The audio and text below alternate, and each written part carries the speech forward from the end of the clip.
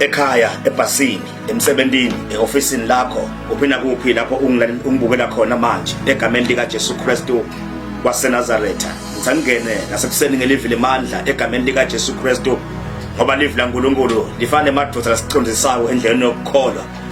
Mlaleli ekhaya la ukhona khona egameni lika Jesu Kristu, ngithangisho ukuthi Jesu uyaphila, uyinkosi uyabusa, ubusa manje, ubusa naphakade egameni lika Jesu Kristu. Ngizike mbukele ekhaya, angisho ukuthi ngumprofeti wakho lo ngumprofeti ngihlula amadimoni egameni lika Jesu Kristu, the founder of a spiritual life entity prophetic church egameni lenkosi. Ngithi angene kuseni ngikhulume emavi emandla, emavi ekuqinisa, emavi ayakuthatha ayishintshe impilo yakho nasekuseni egameni lika Jesu Kristu waseNazaretha. Ngithi angene ngelivi lemandla egameni lika Jesu, ngikhulume ngendzaba ikakhulu indzaba yeprofeta ngempilo yakho egameni lika Jesu, ngoba kunemandla kuprofeta ngempilo yakho, ngoba kunemandla kuba ngumprofeti wempilo yakho. Asengikutshele indzaba ngithi ngephandle kokuthi abe khona umprofeti lotofika declare emagama empilweni yakho, noma umprofeti uNkulunkulu latambeka embi kwakho ukuthi akukhombe impilo yakho ukuthi isime nokuthi mhlawumbe akunike spiritual prophetic direction egameni lenkosi, nawe ungumprofeti wempilo yakho egameni lika Jesu Kristu. Ngithangisha amagama ngithi kunemandla kuprofeta ngempilo yakho. Ngithi iprofesi ingayishintsha impilo yakho, ishintshe for the better egameni lika Jesu Kristu. Siyabadzinga ke bantu kulamalanga lawa labatawuprofeta ngetimpilo dabo, baprofete lokuhle kuphela, ngoba siyathi ukuthi nemadimoni ayaprofeta ngetimpilo tethu egameni lika Jesu Kristu. Nebathakathi bafuna ukuthi babulale impilo yakho bayaprofeta ngempilo yakho egameni lika Jesu Kristu. Basimagama lama bathi wena awusoze waphumelela, wena awusoze wenza, wena awusoze waba nemali, wena awusoze wakhambela kahle empilweni yakho, bayaprofeta ngempilo yakho. Namuhla ngisekuseni angene ngisho amagama ngithi siyabadzinga abantu namuhla labatawuprofeta ngetimpilo dabo. Lamuhla ngathi bantu abatawuphumelela, balokhu abalungela, abantu abangeke bakhale kusasa ngebantu abatawuprofeta ngetimpilo dabo egameni lika Jesu Kristu waseNazaretha. Ngicela mbukele ekhaya sibukele amagama kafishane egameni lika Jesu Kristu waseNazaretha, incwadzini yemakhosi esibili chapter number 4 verse number 16 egameni lika Jesu Kristu. Lapho sithola umprofeti Elisha usho amagama leBhayibheli lifundzeka kanje. Elisha wakhuluma kulo mfati wathi, "Qishe ngalesikhathi ngeminyaka lotako utabe sewugone indvodzana." Lo mfati wekhutha imihlolo wathi, "Cha Nkosi yami, incebukati yakho ungayiyengi muntu waNkulunkulu." Kodwa lo mfati wakhulelwa, wathi ngeminyaka lolandzelako wabeleka indvodzana cishe ngasona leso sikhathi esasibekwe nguElisha. Kwaya njengoba Elisha abeshito. Ngithi angisho ke lapha ekhaya mbuke la khona kwakuthi kuyadzingeka ukuthi uprofete ngempilo yakho egameni lika Jesu Kristu. Mawuprofeta lokuhle ngempilo yakho, impela kutawuwenteka, kutawuvele kube njalo egameni lika Jesu Kristu. Ngapha mawuprofeta lokubi ngempilo yakho, kutawuvele kube njalo. Ngithi angisho mbukele ekhaya ngithi kunemandla kuprofeta ngempilo yakho egameni lika Jesu Kristu. Ungathi lapha sifuna namhla abantu bathole amandla egameni lenkosi, noma ngabe besowukhathele, sowufungathi into ihambe kahle, sowufungathi impilo ikushayile, sowufungathi impela vele wena wadola hlupheka, wena wadola into engahambeli kahle egameni lika Jesu Kristu. Kapha namuhla ngithi angene nasekuseni egameni lika Jesu, ngisho lokuthi rise up and begin to prophesy about your life egameni lenkosi. Uprofete lokuhle kuphela bese usho amagama uthi noma ngabe konke letongetinto ekhaya kithi kude lo wenza, kepha ngithi lo mnyaka lotako ngabe sengenzile ngalesikhathi lesi egameni lika Jesu Kristu. Nomethe ekhaya kini kude lo kamhambela kahle, kepha vuka phasi bese uyaprofeta ngempilo yakho uthi kulo mnyaka lotako ngalesikhathi lesi ngidabe ngiphila kahle egameni lika Jesu Kristu. Angikutshele ngithi lapha utaba iproduct Nkosi yami ngelulimi lakho kuthi uprofeta ini ngelulimi lakho egameni lika Jesu. Ungathi prophecy Nkosi yami akusiye prediction ye future, noma akusiko tifiso tethu ngelikusasa lethu egameni lenkosi. Lepha ungathi prophecy egameni lika Jesu, ungathi understanda injongo yaNkulunkulu noma ipurpose yaNkulunkulu ngetimpilo tethu egameni lika Jesu Kristu. Uthi Jeremiah, ngiyawathi masu lenginawo ngawo ngemazwe ukuthi nguphumelelise hayi ukubulala egameni lika Jesu Kristu waseNazaretha. Once you understand the purpose yaNkulunkulu, once you understand le njongo yaNkulunkulu ngempilo yakho, utawukwazi ukuprofeta tingahambi kahle tinto, utawukwazi ukuprofeta kehla tinyembeti, utawukwazi ukuprofeta umsebenzi uphelile, utawukwazi ukuprofeta umenzo uphelile egameni lika Jesu Kristu waseNazaretha. Asipredikti, asikhangeli ngelikusasa, kepha sentanako uNkulunkulu akuhlosile ngetimpilo tethu egameni lika Jesu Kristu waseNazaretha. Ungathi lapha mawuprofeta Nkosi yami ngempilo yakho usuka umbona uNkulunkulu akuhola invent yakho letinhle kakhulu ngempilo yakho egameni lika Jesu Kristu waseNazaretha. Ngithi yambukele ekhaya, angisho amagama ngithi profeta ngempilo yakho egameni lika Jesu Kristu. Angutshela ngithi intalo yamlalela egameni lika Jesu Kristu. Donke Timothy yamlalela egameni lika Jesu Kristu. Angutshele amagama ngithi lo msebenzi lo ufunako uyamlalela egameni lika Jesu. Lo menzo lo ufunako uyamlalela. Ungathi Nkosi yami lo mshado lo ufunako uyamlalela.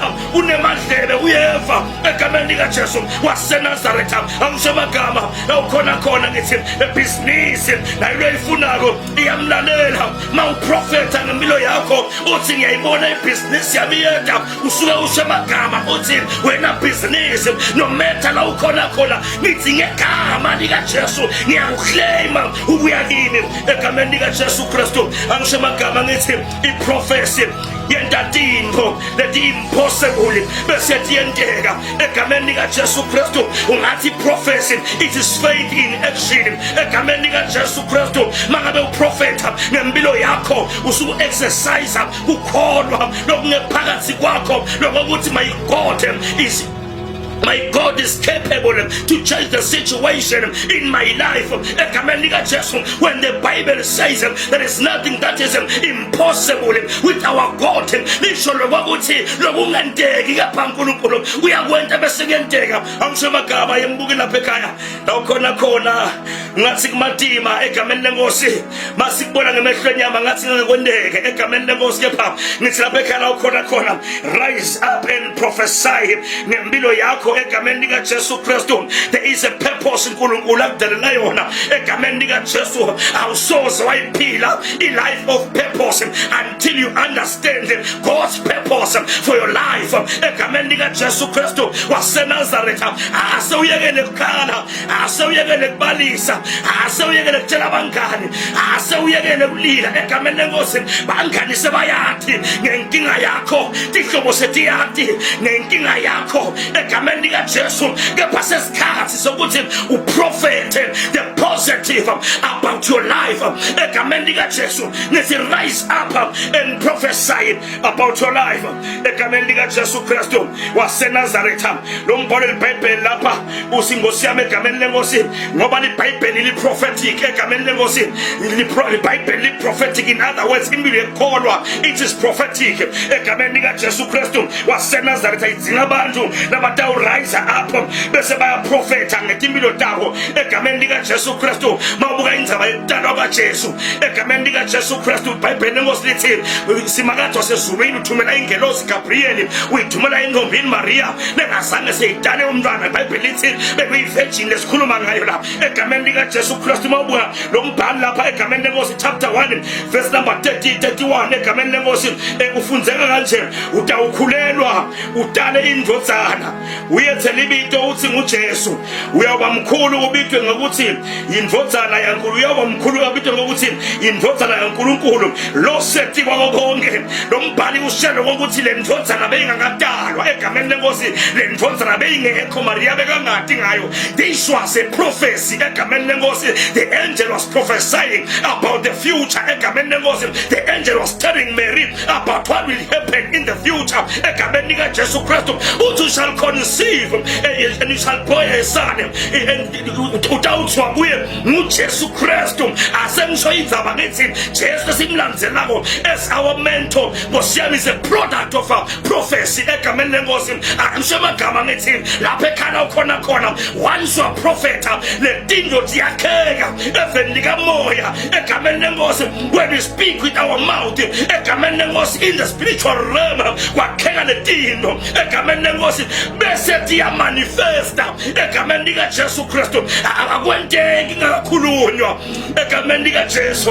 Ungathi lapha ekhaya ukhona khona ngithengishe amagama ngithi impilo idzinga abantu labatawukhuluma egameni likaJesu. Impilo idzinga abantu Nkosi yami egameni lenkosi uthi lo mbhalo eBhayibheli manje ngaba nikukholwa nje longenhlavu yendlela mithe egameni lenkosi ungayitshana nzaba uthula nzaba suwangana udengana idabe seyamlalela egameni likaJesu Kristu waseNazaretha.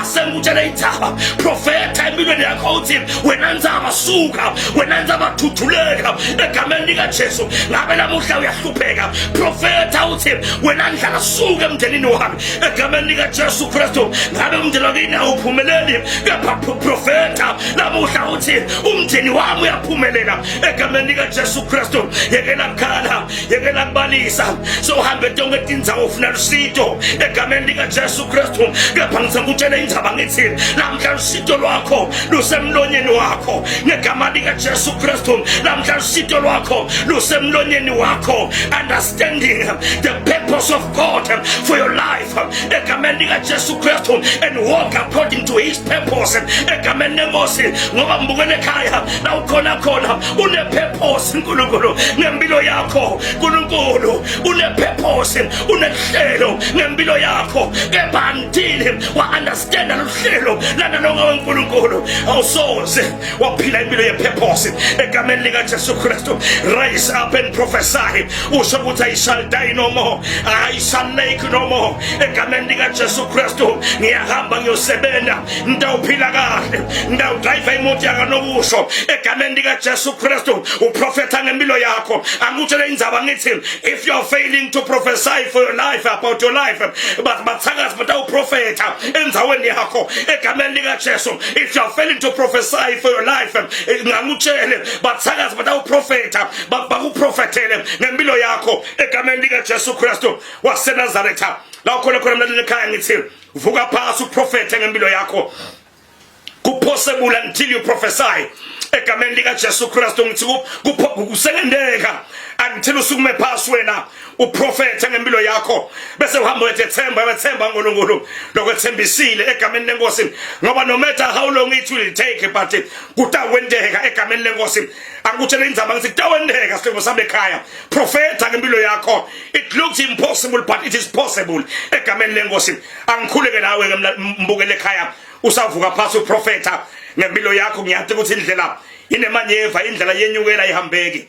Kepha namhla ngunike amagama ngithi profeta ngempilo yakho. Bithi umshado claima imali claima inhlala kahle claima lo mshado wakho claima nalofunako egameni lenkosi. Profeta man egameni likaJesu Kristu.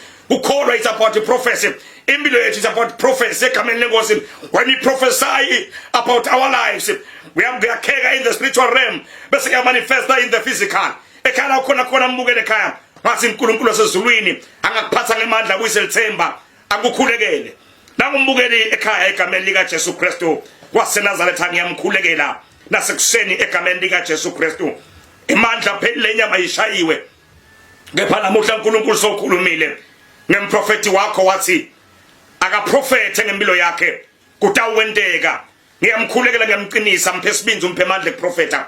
Wendele buhle begama likaJesu Kristu waseNazaretha. Amen and amen. Mbukeli ekhaya ngumprofeti wakho lo ngidlula amadimoni egameni likaJesu Kristu. The founder of a spiritual life entity prophetic church lelikhona khona embekelweni.